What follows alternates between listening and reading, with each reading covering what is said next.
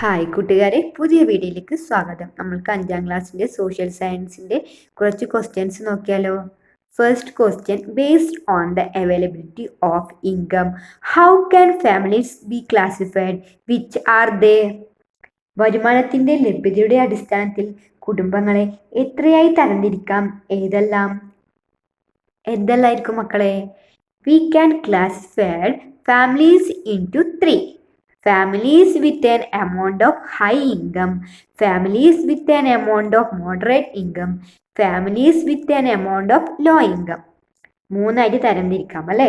ഉയർന്ന വരുമാനമുള്ള കുടുംബങ്ങൾ, ഇടത്തരം വരുമാനമുള്ള കുടുംബങ്ങൾ, താഴ്ന്ന വരുമാനമുള്ള കുടുംബങ്ങൾ. അടുത്ത ചോദ്യം, compare and contrast economic and social inequality and write a note. സാമ്പത്തിക അസമത്വം, സാമൂഹിക അസമത്വം എന്നിവ താരതമ്യം ചെയ്ത് ഒരു കുറിപ്പ് തയ്യാറാക്കുക. First, economic inequality refers to the unequal distribution of wealth, income or resources among individuals or groups in a society. This often leads to inequalities of access to opportunities, education, employment, healthcare and political power.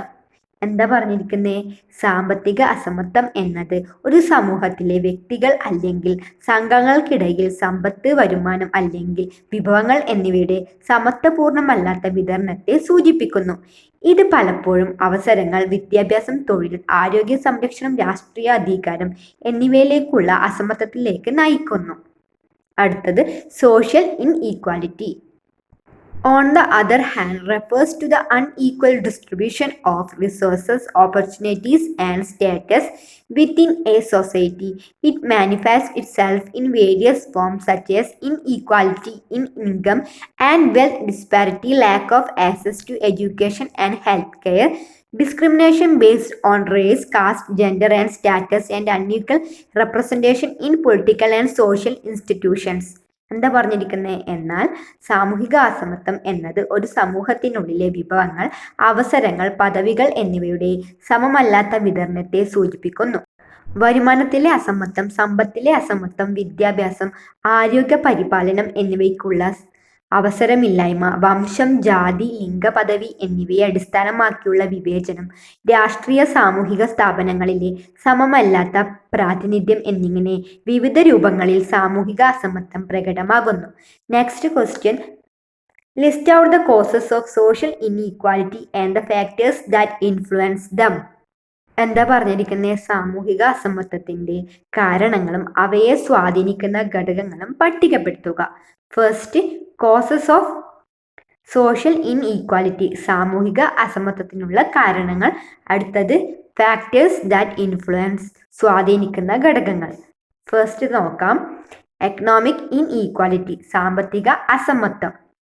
അതിൻ്റെ factors: disparity in income, വരുമാനത്തിലെ വ്യത്യാസം, unemployment, തൊഴിലില്ലായ്മ, lack of availability of resources, വിഭവങ്ങളുടെ ലഭ്യത കുറവ്. അടുത്തത്, difference in wages and salary, കൂലി, ശമ്പളത്തിലെ വ്യത്യാസം. അടുത്തത്, എഡ്യൂക്കേഷണൽ ഇൻഈക്വാലിറ്റി, വിദ്യാഭ്യാസ അസമത്വം. അതിൻ്റെ factors: lack of quality education, ഗുണനിലവാരമുള്ള വിദ്യാഭ്യാസത്തിൻ്റെ അഭാവം. അടുത്തത്, ലിമിറ്റഡ് എഡ്യൂക്കേഷണൽ ഓപ്പർച്യൂണിറ്റീസ്, പരിമിതമായ വിദ്യാഭ്യാസ അവസരങ്ങൾ. അടുത്തത്, ഇൻഈക്വാലിറ്റി വിത്തിൻ സോഷ്യൽ സ്ട്രക്ചേഴ്സ്, സാമൂഹിക ഘടനകൾക്കുള്ളിലെ അസമത്വം. അതിൻ്റെ factors: discrimination based on caste, religion, race, gender status and special needs, ജാതി, മതം, വംശം, ലിംഗപദവി, ഭിന്നശേഷി എന്നിവ അടിസ്ഥാനമാക്കിയുള്ള വിവേചനം. അടുത്തത്, inequality due to social norms, സാമൂഹിക വഴക്കങ്ങൾ സൃഷ്ടിക്കുന്ന അസമത്വം.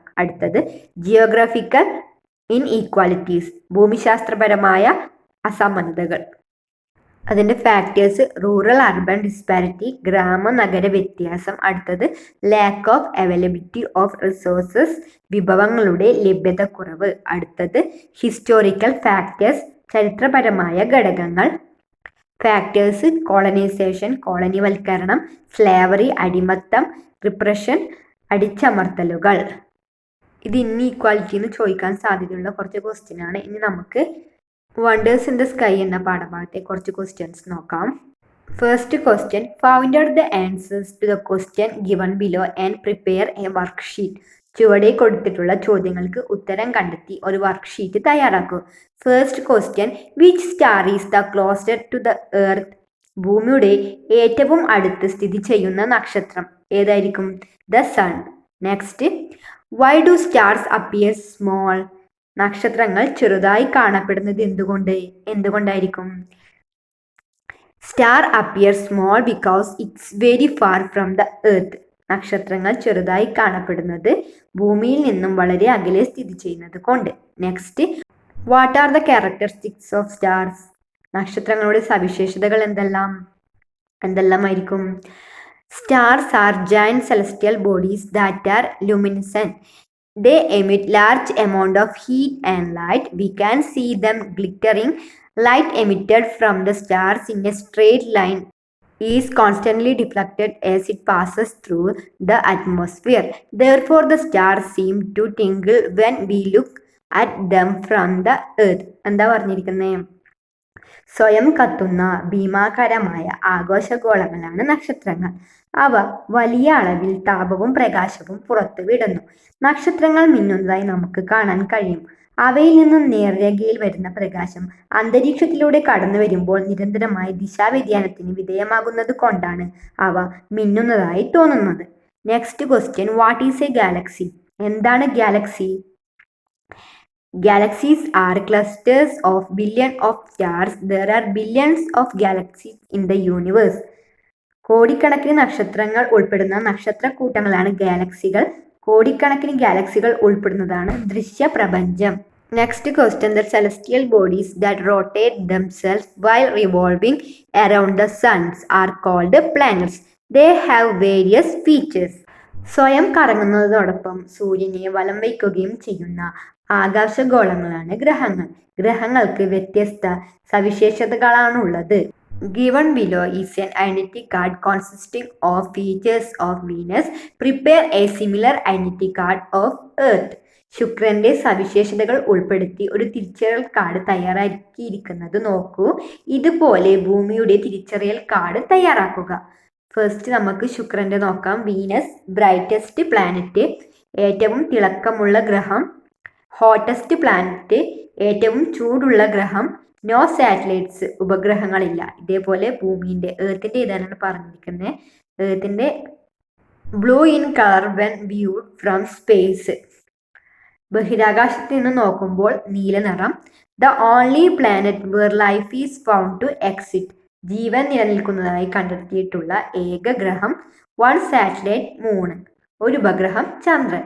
Next question, complete the chart by arranging the planets on the basis of their distance from the sun. സൂര്യനിൽ നിന്നുള്ള അകലത്തിന്റെ അടിസ്ഥാനത്തിൽ ഗ്രഹങ്ങളെ ക്രമപ്പെടുത്തിയിരിക്കുന്നു. വിട്ടുപോയവ ഉൾപ്പെടുത്തി തന്നിരിക്കുന്ന ചാർട്ട് പൂർത്തിയാക്കുക. അതിൽ ഫസ്റ്റ് മെർക്കുറി, ബുധൻ, പിന്നെ വീനസ്, ശുക്രൻ. നെക്സ്റ്റ് എന്താ വരുക? എർത്ത്, ഭൂമി. അടുത്തത് മാർസ്, ചൊവ്വ. നെക്സ്റ്റ് എന്താ വരുക? വ്യാഴല്ലേ, ജൂപ്പിറ്റർ. നെക്സ്റ്റ് സാറ്റേൺ, ശനി. നെക്സ്റ്റ് എന്താ വരുക? Uranus. Next Neptune. Next the law and സൊസൈറ്റിയിലെ ക്വസ്റ്റ്യൻ ആണ്, നമുക്ക് നോക്കാം. Find the appropriate maths for column A from the bracket and write them in column B. A right to education, B Supreme Court, C social norms, D POCSO act, E high court. എന്താ പറഞ്ഞിരിക്കുന്നത്? കോളത്തിന് അനുയോജ്യമായവ ബ്രാക്കറ്റിൽ നിന്നും കണ്ടെത്തി B കോളത്തിന് നേരെ ചേർത്തെഴുതുക. First വിദ്യാഭ്യാസ അവകാശ നിയമം, supreme കോടതി. സാമൂഹിക വഴക്കങ്ങൾ, പോക്സോ നിയമം, ഹൈക്കോടതി. ഇനി നമുക്ക് നോക്കാം. The highest court of India. ഇന്ത്യയുടെ പരമോന്നത കോടതി ഏതാണ്? സുപ്രീം കോടതി അല്ലേ, supreme court. Next, the highest court in the state. സംസ്ഥാനത്തെ പരമോന്നത കോടതി ഏതാണ്? ഹൈക്കോടതി അല്ലേ, high court. Next, protection of children from sexual assault. കുട്ടികൾക്ക് ലൈംഗിക അതിക്രമങ്ങളിൽ നിന്നുള്ള സംരക്ഷണം. അപ്പൊ ഏതാണ്? പോക്സോ നിയമം അല്ലേ, പോക്സോ ആക്ട്. അടുത്തത്, compulsory education between the age of 6 to 14 years. 6 മുതൽ 14 വയസ്സ് വരെ നിർബന്ധിത വിദ്യാഭ്യാസം. അപ്പോൾ ഏതാണ്? വിദ്യാഭ്യാസ അവകാശ നിയമം, റൈറ്റ് ടു എഡ്യൂക്കേഷൻ. അടുത്തത് അൺറിട്ടൺ ലോസ്, അലിഖിത നിയമങ്ങൾ. ഏതാണ്? സോഷ്യൽ നോംസ് അല്ലേ, സാമൂഹിക വഴക്കങ്ങൾ. അടുത്തത് നോ അവർ ലാൻഡിലെ ക്വസ്റ്റ്യൻ നോക്കാം. First, find out from the map, ഭൂപടത്തിൽ നിന്നും കണ്ടെത്താം. Look at the map of Kerala, based on the map answer the following questions. കേരളത്തിന്റെ ഭൂപടം നോക്കൂ, അതിന്റെ അടിസ്ഥാനത്തിൽ ചുവടെ ചേർത്തിട്ടുള്ള ചോദ്യങ്ങൾക്ക് ഉത്തരം കണ്ടു. First, what are the 3 physiographical divisions of Kerala? കേരളത്തിലെ 3 ഭൂപ്രകൃതി വിഭാഗങ്ങൾ ഏതൊക്കെയാണ്? മലനാട്, ഇടനാട്, തീരപ്രദേശം അല്ലെ. Highland, midland, coastal area. അടുത്തത്, what is the altitude of each physiographic division from the sea level? ഓരോ ഭൂപ്രകൃതി വിഭാഗത്തിന്റെയും സമുദ്രനിരപ്പിൽ നിന്നുള്ള ഉയരം എത്രയായിരിക്കും? Coastal area below 7.5 meters, midland between 7.5 meters and 75 meters, highland above 75 meters. അടുത്തത്, the physiographical divisions of Kerala which is adjacent to the Lakshadweep Sea. Lakshadweep കടലിനോട് ചേർന്ന് കിടക്കുന്ന ഭൂപ്രകൃതി വിഭാഗം ഏതായിരിക്കും മക്കളെ? കോസ്റ്റൽ ഏരിയ അല്ലേ, തീരപ്രദേശം. അടുത്തത്, physiographical area of Kerala which lands along the state borders of Tamil Nadu and Karnataka. Tamil Nadu, Karnatakam എന്നീ സംസ്ഥാന അതിർത്തികളോട് ചേർന്ന് സ്ഥിതി ചെയ്യുന്ന കേരളത്തിന്റെ ഭൂപ്രകൃതി വിഭാഗം ഏതാണ്? മലനാട് അല്ലേ, ഹൈലാൻഡ്. അപ്പോൾ 4 ചാപ്റ്റേഴ്സിൻ്റെയും കുറച്ച് മോഡൽ ക്വസ്റ്റ്യൻസ് നമ്മൾ നോക്കി. ഇനി ബാക്കി ക്വസ്റ്റ്യൻസും അതിൻ്റെ ആൻസേഴ്സും ഉള്ളൊരു വീഡിയോ നാളെ തന്നെ ഇടുന്നതായിരിക്കും. അപ്പോൾ ഇന്നത്തെ വീഡിയോ ഇഷ്ടപ്പെട്ടാൽ ചാനൽ സബ്സ്ക്രൈബ് ചെയ്യാനും വീഡിയോക്ക് ലൈക്ക് തരാനും മറക്കല്ലേ കൂട്ടുകാരെ.